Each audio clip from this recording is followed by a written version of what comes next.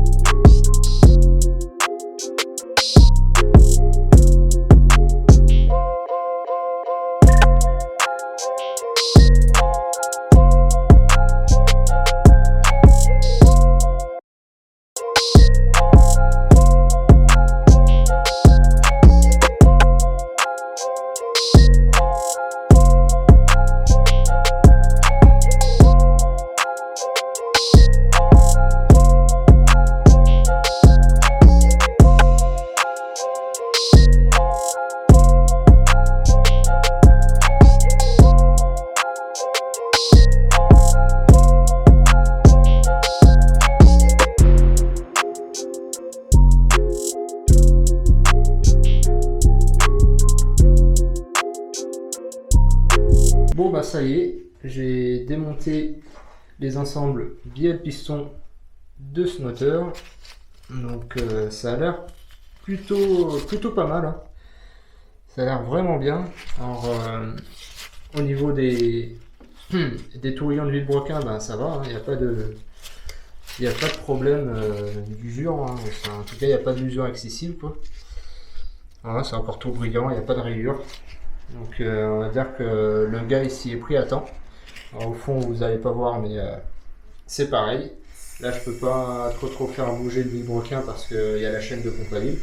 Voilà, je vais pas déposer la pompe à huile parce que j'avais un peu la flemme. Et puis c'est pas le but non plus de cette vidéo, c'était vraiment de démonter les bielles, les pistons, voir l'état du vilebrequin et voir l'état des ensembles bielles pistons aussi également.